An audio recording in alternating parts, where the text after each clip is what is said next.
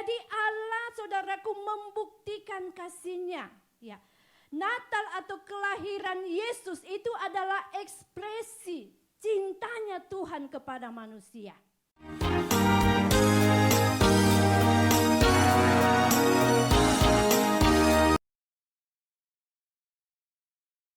Shalom keluarga ilahi. Puji Tuhan, saya percaya semuanya bersuka cita hari ini. Kita bersyukur kepada Tuhan, kita boleh ada di penghujung tahun 2023.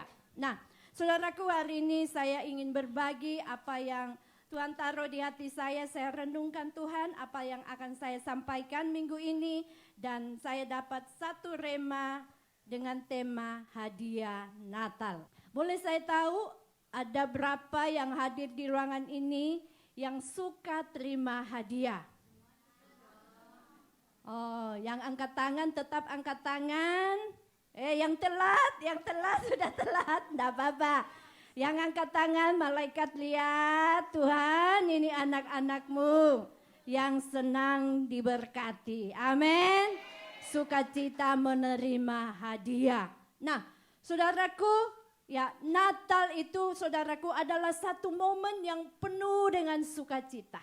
Ya, seluruh dunia merayakan. Ya, tidak hanya orang Kristen saja, bahkan orang-orang yang belum percaya Yesus, semua merayakan di mana-mana. Saudara mau ke mall, di mall diputar lagu Natal, bahkan didekorasi dengan dekorasi Natal, betul kan? Saudara mau naik bus, ya naik taksi, saudaraku, ya ada di sana ornamen-ornamen Natal. Ya, karena memang itulah Natal, saudaraku. Di mana kita melihat bahwa ya Yesus datang ke dalam dunia tidak hanya datang untuk orang yang beragama Kristen. Amin. Dia datang untuk semua manusia. Dan saudaraku, Natal ini berbicara kesukaan besar. Sehingga kita melihat ada warna-warna yang cerah, itu gambaran daripada sukacita, ya, di mana-mana didekorasi dengan indah. Karena saudaraku, memang ini saudaraku bahwa ya ini sebuah perayaan. Amin, saudara. Ini sebuah perayaan dan memang saudaraku ini sesuatu yang bahkan surga juga merayakan. Amin, saudara. Ya, nah, mari kita mau belajar, saudaraku, pada sore hari ini, siang hari ini, saudaraku, di mana saudaraku kalau kita berbicara tentang hadiah Natal, ya, artinya ada sesuatu yang diberikan. Yang diberikan itu bermacam-macam. Ya. Nah, kita mau melihat di sini bahwa apa sih Natal itu, saudaraku? Natal adalah bukti nyata kasih Allah kepada manusia. Seringkali kita bisa ngomong, saya mengasihi engkau, saya mencintai engkau. Tapi kalau belum ada bukti, kayaknya kita masih ragu, ya Pak ya. Ya. Apalagi kalau ngomong canda I love you tapi suka maki-maki kita, marah-marah kita. Kalian percaya enggak dia cinta? Enggak mungkin, saudara. Bahkan yang sudah ngomong pun yang manis-manis, honey, money, apalagi. Hani-hani itu masih tanda tanya, betul apa enggak kan? Nah, saudaraku, di sini apalagi kalau sama sekali enggak ada bukti, saudara pasti cuma gombal. Nah, kita lihat di dalam Yohanes 3 ayat 16. Ya, ini ayat hafalan kita baca bersama-sama, 3, 2, 1. Karena begitu besar kasih Allah akan dunia ini, sehingga ia telah mengaruniakan anaknya yang tunggal, supaya setiap orang yang percaya kepadanya tidak binasa, melainkan beroleh hidup yang kekal. Amin. Jadi Allah, saudaraku, membuktikan kasih-Nya. Ya. Natal atau kelahiran Yesus itu adalah ekspresi cintanya Tuhan kepada manusia. Sehingga kita patut bersukaria, kita patut bersukacita. Jadi kalau saudara hari ini memberkati orang, memberikan hadiah kepada siapapun, mungkin itu keluarga, kepada teman atau siapapun, saudara ketahuilah bahwa Tuhan lebih dahulu memberikan hadiah kepada kita. Amin. Tuhan lebih dahulu membuktikan cintanya buat saudara dan saya. Dengan apa saudaraku di sini dikatakan dia berikan anaknya yang tunggal. Ya. Yesus datang ke dalam dunia saudaraku untuk menebus kita umat manusia. Ya. Dia menebus kita karena saudaraku dengan jatuhnya manusia ke dalam dosa, maka manusia sedang hidup dalam hukuman Allah, yaitu menuju kepada maut, mati kekal. Tetapi oleh karena cintanya saudara, dia buktikan, dia kirim, ya, dia datang saudaraku, mengambil rupa manusia. Dia lahir sebagai saudaraku bayi di kandang domba. Untuk apa? Karena dia sangat cinta buat saudara dan saya. Amin. Dia sangat mengasihi kita. Dia sudah mengutus ada nabi-nabi sebelumnya ya untuk menyampaikan kasihnya, tapi semuanya gagal. Sampai saudaraku, dia sendiri yang harus turun ke dalam dunia, mati di kayu salib karena bukti cintanya buat kita. Amin. Apakah kita masih meragukan kasihnya Tuhan buat kita? Tidak ya. Kalau saudaraku mungkin kita ngalami persoalan, ngalami pergumulan. Kalau Tuhan belum tolong kita, jangan kecewa. Karena dia sudah memberikan yang terbaik, apalagi yang kecil, yang biasa dia tidak berikan buat kita, amin. Dia sudah berikan anaknya yang tunggal. Nah, saudaraku tadi saya bilang Natal adalah bukti kasih Allah kepada kita. Dia sudah mengekspresikan cintanya dengan dia mengutus anaknya yang tunggal. Nah, sehingga kita mau belajar dari pribadi-pribadi yang sudah sangat sering kita bahas saudaraku ya selama bulan Desember ini. Bagaimana ketika orang yang merasakan sudah menerima cintanya Tuhan. Ya, pasti saudaraku ada respon yang ingin juga memberi sesuatu kepada Tuhan. Amin. Ya, kita belajar di sini bahwa yang pertama kita belajar dari Maria dan Yusuf. Maria dan Yusuf ini adalah pribadi yang memberikan hidupnya dipakai Tuhan. Amin. Kita baca firman-Nya dulu. Lukas 1 ayat 30 ya sampai 31 dan 38. Kata malaikatnya itu kepadanya, "Janganlah takut hai Maria, sebab engkau beroleh kasih karunia di hadapan Allah. Sesungguhnya engkau akan mengandung dan akan melahirkan seorang anak laki-laki, dan hendaklah engkau menamai dia Yesus.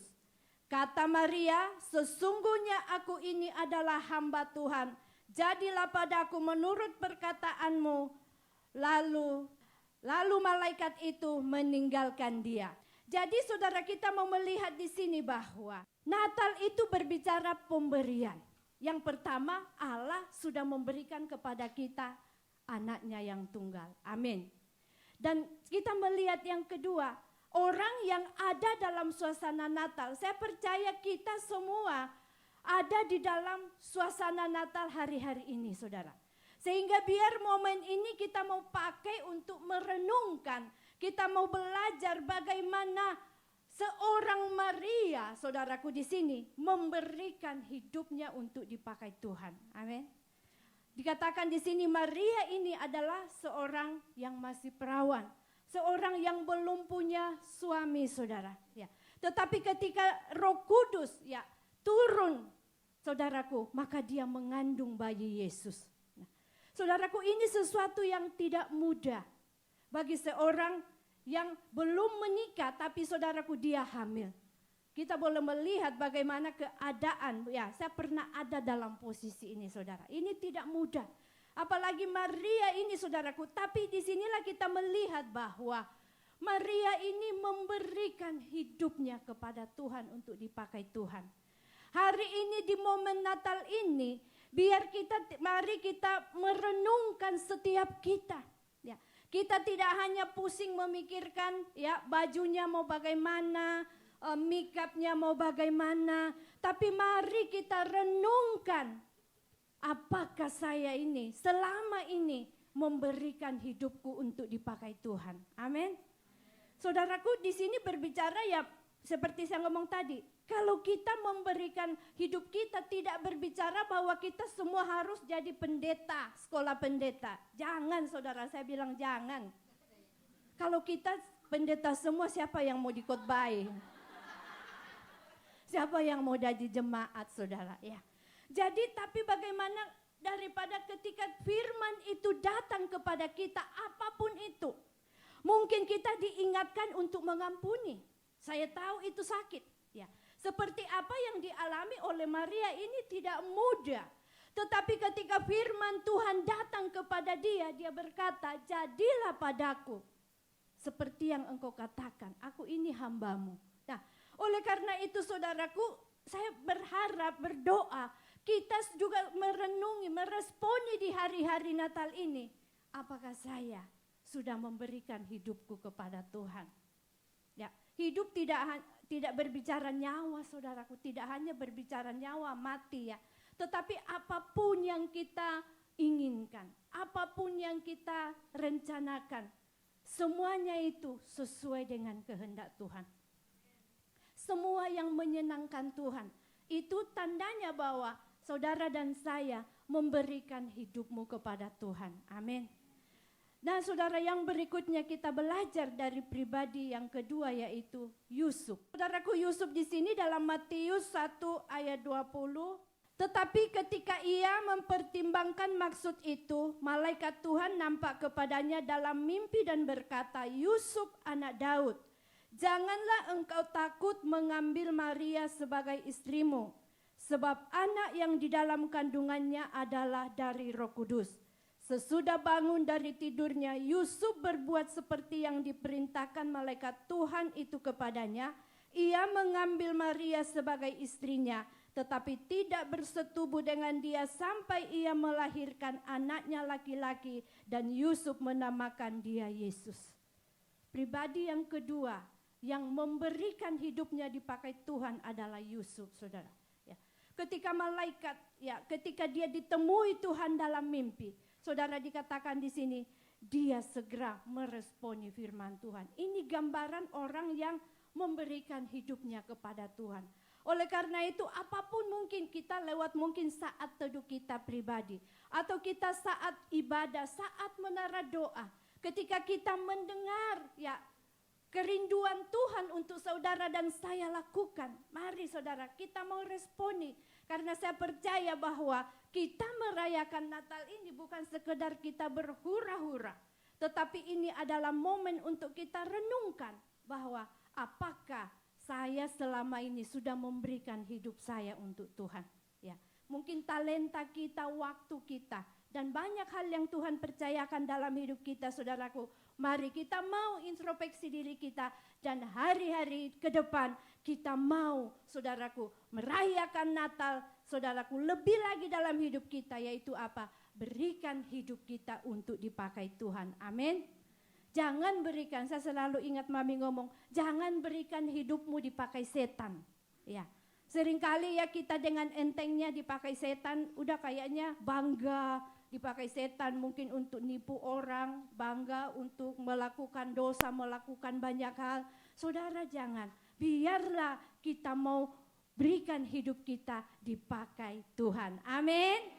Ya, kita sama-sama katakan, hidupku bukan untuk dipakai setan. 1, 2, 3. Hidupku bukan untuk dipakai setan. Amin. Tepuk tangan buat Tuhan Yesus. Dan yang kedua, kita belajar dari yang kedua, yaitu para gembala di padang. Para gembala ini apa yang dia berikan, saudaraku, di dalam Natal itu memberikan waktu dan perhatiannya, saudara. Ya. Nah, saudara, kita melihat di sini, saudara, bagaimana para gembala-gembala ini ketika mereka berada di padang, dan waktu itu, saudaraku, malaikat datang kepada dia, ya. Dan saudaraku, pertanyaan mungkin yang kita terus renungkan, kenapa Tuhan memilih para gembala? Ya, gembala di padang ini, saudara. Ya, satu yang kita sudah dapat rema di minggu-minggu lalu, bahwa Tuhan datang, ya, menjangkau dimulai dari orang-orang yang sederhana. Ya, gembala ini mewakili ya orang-orang yang hidupnya sederhana, orang biasa. Tetapi saudara, ke waktu saya renungkan lagi, saya dapat satu pemahaman bahwa Karena yang lahir ini adalah anak domba. Ya. Gembala ini saudaraku adalah orang-orang yang punya keahlian di dalam menjaga domba. Ya. Sehingga yang pertama Tuhan temui, ya, yang datang ketika Yesus, saudaraku, ketika Yesus lahir di Bethlehem adalah para gembala ini. Mereka langsung datang ke sana. Saya percaya saudaraku, mereka itu menjaga domba itu. Karena Yesus datang sebagai anak domba yang dipersiapkan untuk dikorbankan. Dan satu hal, anak domba itu tidak boleh ada cacat, saudaraku.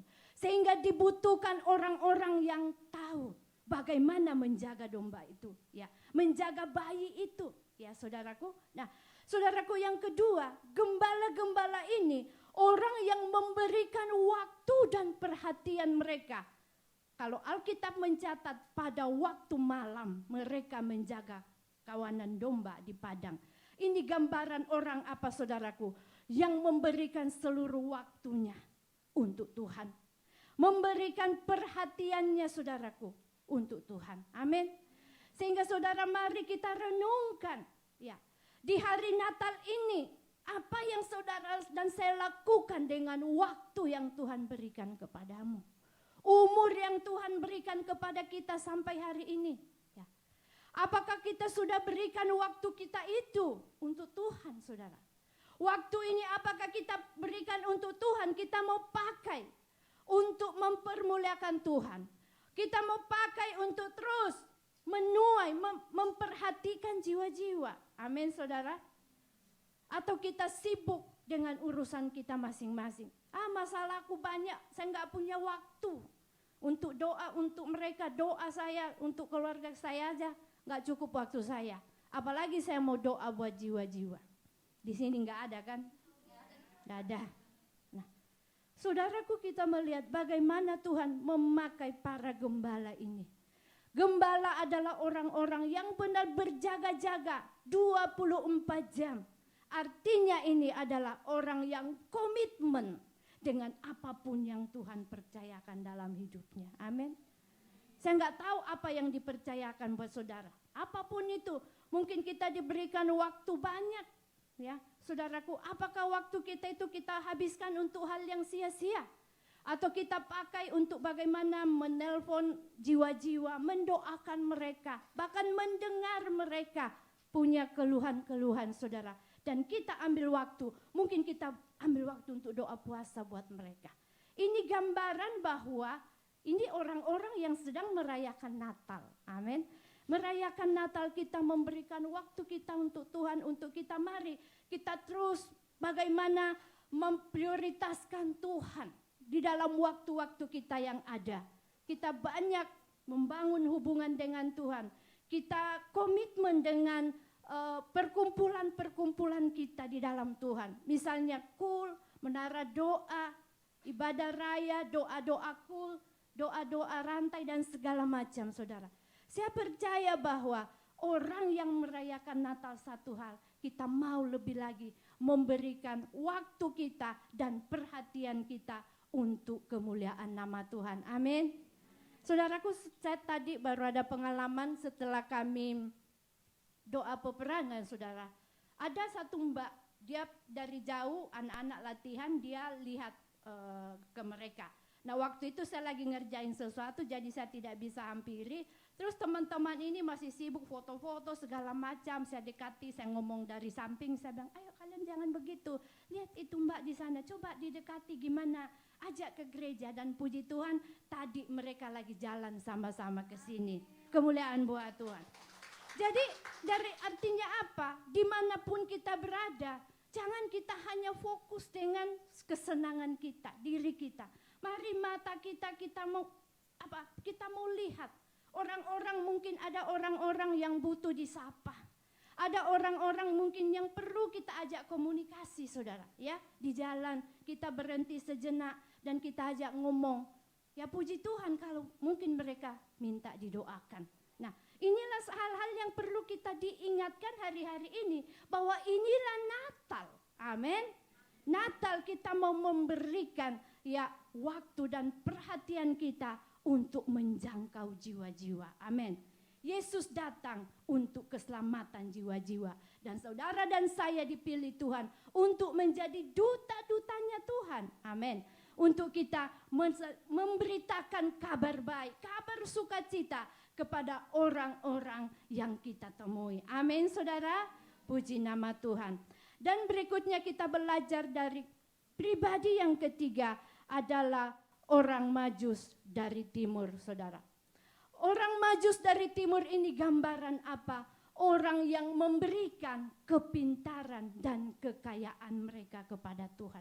Nah, saudaraku, di sini kita melihat firman-Nya. Sesudah Yesus dilahirkan di Bethlehem di tanah Yudea pada zaman Raja Herodes, datanglah orang-orang Majus dari timur ke Yerusalem. Dia katanya, di manakah dia, raja orang Yahudi yang baru dilahirkan itu? Kami telah melihat bintangnya di timur dan kami datang untuk menyembah dia. Ketika mereka melihat bintang itu, sangat bersukacitalah mereka. Ya, dan mereka masuk ke dalam rumah itu dan melihat anak itu bersama Maria ibunya, lalu sujud menyembah dia. Mereka pun, saudaraku, membawa tempat harta bendanya dan mempersembahkan persembahan kepadanya, yaitu emas, kemenyan, dan mur. Nah, saudara yang kekasih dalam Tuhan, yang ketiga di sini adalah orang Majus dari timur. Dia pakai hikmat, kepintaran yang Tuhan berikan, saudaraku. Ya, ketika Tuhan menunjukkan bintang, dia cari, dia ikuti arah bintang itu, dan ketika bintang itu berhenti, maka mereka berhenti dan diam. Di situ dia menemukan tempat di mana Yesus berada. Dan dikatakan ketika dia masuk, dia membawa persembahan mereka. Ya, gambaran di sini apa, saudaraku? Ya, kita belajar bahwa Yesus yang pertama tadi saya katakan, Yesus lahir dari awal, dia sudah dinubuatkan sebagai anak domba yang akan dikorbankan. Dan yang kedua, Yesus waktu lahir, dia sudah dinubuatkan menjadi raja. Raja, kenapa orang Majus datang? Dia membawa upeti, dia membawa penyembahan dan persembahan. Itu diberikan kepada raja. Amin. Sehingga saudaraku, kita mau terus melihat bahwa kelahiran Yesus di sini, kelahiran Yesus adalah bagaimana dia datang ke dalam dunia memberikan ya yang terbaik. Bapa memberikan yang terbaik buat kita. Sehingga saudaraku, mari kita juga merenungkan di Natal ini apa yang bisa kita berikan kepada Tuhan. Ya. Ketika gembala mendengar firman Tuhan, dia dapat rema, saudaraku, bahwa dia dipanggil untuk mempersembahkan apa tadi, saudaraku, waktunya, perhatiannya. Tetapi waktu orang Majus dari timur mendengar firman Tuhan itu, dia dapat rema yang berbeda. Dia dapat rema bahwa dia ini seorang raja, sehingga dia datang membawa persembahan, mempersembahkan kekayaannya, saudaraku.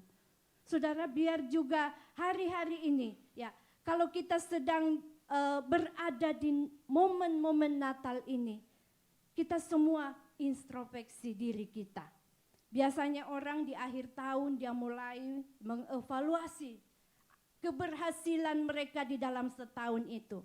Apapun itu ya, mungkin hubungannya bagaimana, bisnisnya bagaimana, saudaraku, pelayanannya bagaimana. Tetapi pesan Tuhan buat kita sore hari ini, biar kita sebelum kita meninggalkan tahun 2023, mari juga kita introspeksi diri kita semuanya.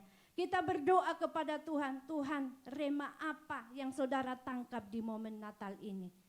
Mungkin ada yang Tuhan minta buat saudara dan saya untuk engkau berikan. Ya, saya tahu mungkin kita berbeda-beda. Kalau mungkin ada yang terima pesan Tuhan untuk engkau mempersembahkan hidupmu, persembahkan itu, berikan untuk Tuhan. Engkau dapat rema, berikan waktumu. Ya, selama ini kita hanya sibuk melakukan hal-hal yang tidak positif. Mari kita ambil komitmen untuk kita persembahkan itu kepada Tuhan. Ataukah mungkin saudara diberkati dengan hikmat, saudara punya keahlian. Kita butuh orang-orang mungkin di bidang multimedia, ya, worship leader, banyak hal. Kita butuh pemimpin-pemimpin di kul. Mari saudaraku, persembahkan itu untuk Tuhan. Atau mungkin saudara diberkati dengan harta. Seperti saudaraku di sini, orang Majus dari timur. Dia datang dan dia memberikan itu kepada Tuhan. Itulah Natal yang sesungguhnya. Amin saudaraku. Jadi Natal tidak hanya berbicara pesta, berbicara hura-hura. Tetapi bagaimana Natal kita diingatkan untuk kita memberikan apa yang terbaik buat Tuhan. Kita memberikan kado buat Tuhan Yesus. Amin. Kan biasanya yang ulang tahun itu terima kado ya. Ya, saudara yang ulang tahun ini siapa? Yang ulang tahun siapa? Yesus. Tuhan Yesus. Masing-masing renungkan kado apa yang bisa kita berikan buat Tuhan. Amin. Kita mau berdoa kepada Tuhan. Biar setiap kita pada sore hari ini kita dapat pesan Tuhan pribadi lepas pribadi. Apa yang saudara akan persembahkan kepada Tuhan. Ya puji Tuhan, sampai di sini apa yang saya bisa bagikan. Dan saya mau mengajak setiap kita, saya undang pemusik dan worship leader maju ke depan. Untuk kita saudaraku merenungkan hari ini. Ya, kita belajar dari orang-orang yang Tuhan sudah pakai, yang Tuhan temui di dalam proses kelahiran Yesus. Di mana di sini ada saudaraku yang pertama Maria dan Yusuf. Dia berikan hidupnya dan para gembala-gembala. Dia berikan kepada Tuhan waktu dan perhatian. Dan orang Majus dia memberikan kepintaran dan kekayaan mereka. Haleluya.